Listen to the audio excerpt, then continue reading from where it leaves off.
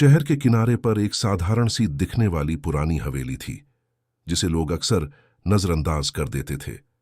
सालों से यह खंडहर हो चुकी थी, इसकी खिड़कियां धुंधली और दरवाजे जर्जर, लेकिन इसमें कुछ ऐसा था जो हवा को भारी और साए को गहरा बना देता था। स्थानीय लोग इसे अनजाने में ही दूर से गुजर जाते, मानो उनकी कोई अदृश्य शक्ति इसे छूने से रोक रही हो। फिर आया मार्कस। उसे अंधविश्वासों में कोई यकीन नहीं था। भूत प्रेत की कहानियों को वह बचकानी बातें मानता था। जब उसने सुना कि वह पुरानी हवेली बहुत सस्ते में बिक रही है, तो उसने इसे मौके की तरह देखा। वह हमेशा अकेले रहना चाहता था, दुनिया के शोर से दूर, बस अपने साथ। लेकिन यह पहले दिन की बात थी। रात का वक्त था। हवेली में घुसते ही कुछ अजीब महसूस हुआ। हवा में अजीब गंध थी, कुछ ऐसा जिसे वह पहचान नहीं पा रहा था। यह न तो धूल थी, न ही सड़ी हुई दीवारों की महक, बल्कि ऐसा लग रहा था जैसे किसी गहरे नम जगह की मिट्टी की बदबू। उसने इसे नजरअंदाज कर दिया। आखिर पुरानी जगहों में ऐसा होता है, वह खुद से बोला। लेकिन जैसे ही बत्तियां बंद हुईं, वह आवाजें शुरू हुईं। पहले यह हल्की सी फुसफुसाहट थी, दूर से आती हुई, जैसे हवाएं किसी पुरानी दीवार से टकरा रही हों। और फिर एक साफ, धीमी टप टप की आवाज। वह आवाज का पीछा करता हुआ घर के अंधेरे गलियारों से होता हुआ तहखाने की ओर बढ़ा। उसकी टॉर्च हल्की हल्की चमक रही थी, जैसे अंधेरा उससे कुछ कहना चाह रहा हो। वह खुद से बोला, कोई पाइप लीक हो रहा होगा, सुबह ठीक कर लूंगा। लेकिन जब उसने तहखाने का दरवाजा खोला, तो आवाज अचानक से बंद हो गई। वह सीढ़ियों के ऊपर खड़ा था, नीचे अंधकार में घूरते हुए। ठंडक जैसे उसकी हड्डियों तक घुस रही थी। गंध अब और तीखी हो गई थी, जैसे किसी गीली सड़ी हुई मिट्टी की। तभी अंधेरे में से एक आवाज आई, बेहद धीमी और मोहक। नीचे आओ, हमें देखो। यह आवाज इतनी धीमी थी कि शायद ही कोई इसे सुन पाता, लेकिन फिर भी यह इतनी साफ थी कि कोई उसे नजरअंदाज नहीं कर सकता था। मार्कस का दिल धड़कना तेज हो गया। उसकी टॉर्च की रोशनी फिर से झपकी, और एक पल के लिए उसने देखा कि तहखाने की सीढ़ियों के नीचे कुछ हिला, जैसे कोई साया अचानक सरक गया हो। नहीं, उसने खुद से कहा, पीछे हटते हुए। उसका दिल अब उसकी छाती में दौड़ने लगा। लेकिन वो आवाज अभी भी थी, अब घर की दीवारों, फर्श से, यहां तक कि हवा में भी सुनाई दे रही थी। जब उसने दरवाजा बंद किया, तो सब कुछ अचानक शांत हो गया। कोई आवाज नहीं, कोई फुसफुसाहट नहीं, बस गहरा सन्नाटा। लेकिन यह सन्नाटा और भी डरावना था। अगली रातें और भी खौफनाक थीं। जब भी मार्कस सोने की कोशिश करता, वो फुसफुसाहटें लौट आती। अब ये और भी तेज हो गई थीं, घर के हर कोने से आती हुई। कभी कभी वे शब्द होते बदसूरत और विकृत, जो उसकी आत्मा को झकझोर देते थे। बाकी वक्त बस अजीबोगरीब आवाजें, जो उसकी समझ और होश को मिटाने के लिए काफी थीं। उसे नींद नहीं आती। उसकी आंखें लाल हो गईं, दिमाग थकान से चूर।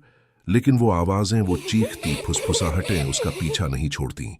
7वीं रात फिर वही टप टप की आवाज आई। वो गीली आवाज जैसे किसी अंधेरे कोने से रिसती हो। लेकिन इस बार कुछ अलग था। इस बार मार्कस खुद को रोक नहीं पाया, जैसे किसी अदृश्य शक्ति ने उसे अपनी गिरफ्त में ले लिया हो। वह फिर से तहखाने के दरवाजे की ओर बढ़ा। इस बार गंध और भी तीखी थी। बदबू अब उसके गले तक घुस रही थी, जैसे किसी सड़ी हुई चीज ने उसे घेर लिया हो। उसके पैर खुद ब खुद सीढ़ियों पर बढ़ते चले गए, मानो वो उसके अपने न रहे हों। तहखाने में अब कुछ गलत था, बहुत गलत। दीवारें अब धड़क रही थीं, जैसे उनमें कुछ जिंदा हो। टॉर्च की रोशनी अब बुरी तरह झपक रही थी, मुश्किल से ही अंधेरे के कोनों को छू रही थी, जहां साए जैसे जीवित होकर हिल रहे थे। और वहां तहखाने के बीचों बीच एक गड्ढा था। वह गड्ढा पहले नहीं था। यह गड्ढा अस्वाभाविक रूप से जर्जर था, जैसे धरती खुद ही चीर दी गई हो। और इसके भीतर से आवाज आ रही थी, अब तेज, गहरी और विकृत आवाजें। नीचे आओ, हमें देखो। मार्कस ने गड्ढे में झांका, और कुछ उससे वापस घूर रहा था। वह इंसान नहीं था, वह कुछ भी नहीं था जिसे वो पहचान सके। लेकिन उसमें आंखें थीं, सैकड़ों आंखें, जो गड्ढे के अंधेरे में चमक रही थीं। एक लंबा, कंकाल जैसा हाथ गड्ढे से बाहर निकला। उसकी नुकीली उंगलियां मिट्टी को खुरच रही थीं। मार्कस डर के मारे पीछे हट गया। उसका सांस अब तेज और अनियमित हो गया था। लेकिन वो आंखें, वो आवाजें, उन्होंने उसे जाने नहीं दिया। अचानक गड्ढा बड़ा होने लगा। धरती और भी फटने लगी, दीवारें टूटने लगीं और ऐसा लगने लगा मानो पूरा घर ही जिंदा हो गया हो, जैसे यह हमेशा से इसी पल का इंतजार कर रहा था। मार्कस भागने की कोशिश करने लगा, लेकिन साएं वो जिंदा साएं उस पर टूट पड़े। अब वो फुसफुसाहटें चीख बन चुकी थीं। नीचे आओ।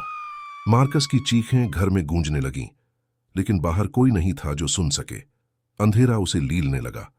आखिरी बार उसने देखा कि वह चीज गड्ढे से बाहर निकल रही थी।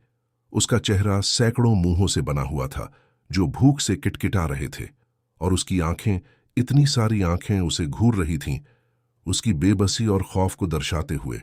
अंधकार में एक आखिरी आवाज उसकी खुद की थी जो उसे वापस पुकार रही थी। हम तुम्हारा इंतजार कर रहे थे। इस्तेफाए। मार्कस फिर कभी नहीं देखा गया।